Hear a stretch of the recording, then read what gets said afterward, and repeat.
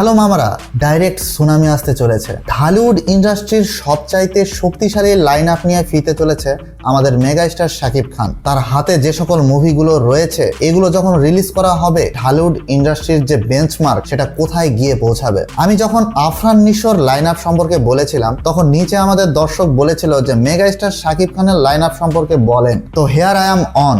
আজকে আমি আপনাদেরকে জানাতে চলেছি তার কি কি প্রজেক্ট আমাদের সামনে আসতে চলেছে। শুরুতেই চলে যাব যেগুলো মুভি একেবারেই শিওর শট। প্রথমেই বলবো রকস্টার সম্পর্কে, যেখানে আমরা দেখতে পাবো শাকিব খানকে একজন মিউজিশিয়ানের ক্যারেক্টারে। ঈদুল আজহাতে এই মুভিটি লক করা হয়েছে আর আজমান রুশো পরিচালিত এই মুভির নায়িকা হতে চলেছে সাবিলা নূর। ইতিমধ্যেই অফিসিয়াল ফার্স্ট লুক সহ বিভিন্ন লিক ফটো থেকে শাকিব খানের যে হাইপ উঠেছে বস, একেবারে আকাশ ছোঁয়া। প্রিন্স মুভি দেখার পরে দর্শকদের মনে যে অতৃপ্তি ছিল সেটা মনে হয় এবার রকস্টার মুভি দেখার মাধ্যমে ফুলফিল হবে। এরপরে আমি আসবো সোলজার নিয়ে। সোলজারের হাইপও কিন্তু বস একেবারে আকাশ ছোঁয়া ছিল। এর আগেও সে দেশপ্রেমের চরিত্র করলেও ফর দ্য ফার্স্ট টাইম তাকে এরকম ভাবে প্রেজেন্টেশন করা হয়েছে। তার ক্যারেক্টারটিও এমন ছিল যে সে দুর্নীতির বিরুদ্ধে লড়াই করবে। তুফান, বরবাদ বা তাণ্ডবের পরে আমরা এমন একটা ক্যারেক্টার পেতে চলেছিলাম যেটা আসলে সমাজের জন্য পজিটিভ। দুর্নীতির বিরুদ্ধে লড়াই এই ধরনের কিছু দেখার জন্যই আমরা ওয়েট করছিলাম শাকিব খানের থেকে। কবে যে রিলিজ ডেট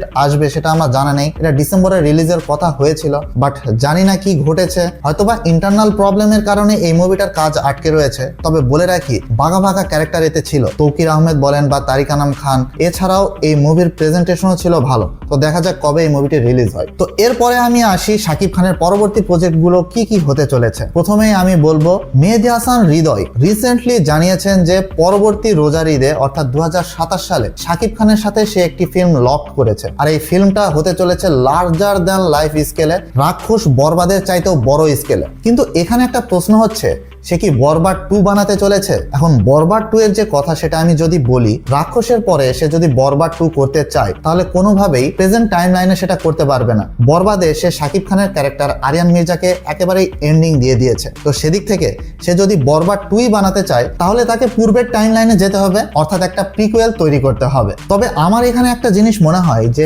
প্রত্যেকবার মেহেদী হাসান হৃদয় তার পরিচিত প্যাটার্ন এখানে অ্যাপ্লাই করবে না। সে শাকিব খানকে ভিন্ন রূপেই হয়তোবা প্রেজেন্ট করবে, কারণ শাকিব খান বলেই দিয়েছে অ্যাজ এ কমার্শিয়াল ডাইরেক্টর হিসেবে মেহেদী হাসান হৃদয় একেবারেই ঢালিউড ইন্ডাস্ট্রির জন্য পারফেক্ট। ঈদুল ফিতরের কথা তো হয়ে গেল মামা, এখন কথা হচ্ছে কুরবানির ঈদে শাকিব খান কার সাথে পেয়ার আপ করবে। তো আপনারা সকলেই কম বেশি জানেন যে রায়হান রাফি কুরবানির ঈদকে লাকি মনে করে। তো আমার মনে হয় না সে এই অপরচুনিটিটা মিস করবে। তো সেই দিক থেকে ইঙ্গিত দিচ্ছে তুফান 2 হয়তোবা আমাদের সামনে আসতে চলেছে। আর এখানে তুফান 2 এর কথা কেন বলছি, যদি ধরেন যে রায়হান রাফি এবং শাকিব খান তাদের কম্বোটা আবারও ব্যাক করে নিয়ে আসতে চায় তাহলে দর্শক ডিমান্ডে সকলের আগে যে মুভিটা আসে সেটা হচ্ছে তুফান 2। আমরা সকলেই জানি যে শাকিব খানের সেই দ্বৈত ক্যারেক্টার কি ধরনের আগুন ক্রিয়েট করেছিল বক্স অফিসে। আর এইখানে ছোট্ট একটা টুইস্ট সেটা হচ্ছে তাণ্ডব 2 নিয়ে। রায়হান রাফি এবং শাকিব খান তাদের একটা মুভি রয়েছিল তাণ্ডব, যেটা বক্স অফিসেও একটা ধামাকা ক্রিয়েট করেছিল। তো তাণ্ডব 2 কবে আসবে এটা নিয়েও একটা সংশয় রয়েছে। তবে সে বলেই দিয়েছে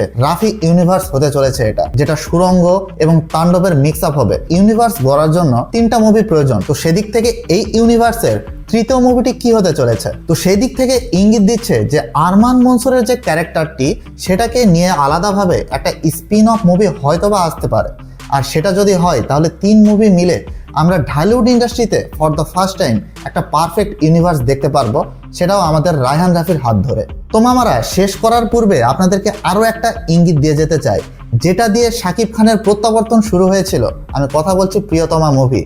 সেই মুভির ডাইরেক্টর হিমেল আশরাফ, যার সাথে সে রাজকুমার মুভিটিও করেছে, তাদের পেয়ার আপ আমরা হয়তোবা আবারও দেখতে চলেছি। তো সেই ম্যাজিক্যাল মোমেন্ট কিন্তু আবারও ক্রিয়েট হতে পারে, যদিও বা এটার কোনো রিলিজ ডেট বা কনফার্মেশন আসেনি এখনো, যদিও বা স্ক্রিপ্ট এবং অন্যান্য কাজ কিছুটা এগিয়ে গিয়েছে। তো আমার যেটা মনে হয় যে হিমেল আশরাফ খুব বেশি বাজেটে যাবেন না, তিনি হয়তোবা ইমোশনাল একটা মুভির গল্প নিয়েই আমাদের সামনে শাকিব খানকে আবারও প্রেজেন্ট করতে পারে। তো মামারা, সকল মুভির কথা তো বলেই ফেললাম। এখন আপনারা হয়তো ভাবছেন যে প্রিন্স 2 এর তাহলে কি হবে। প্রিন্স 2 সম্পর্কে আমাদের যেটা মনে হয় যে প্রিন্স 2 আসবে নাকি আসবে না, শাকিব খানের এই মুভিটি করা ঠিক হবে নাকি ঠিক হবে না। তো আপনারা অবশ্যই এই বিষয়ে নিজস্ব মতামত নিচে ড্রপ করেন।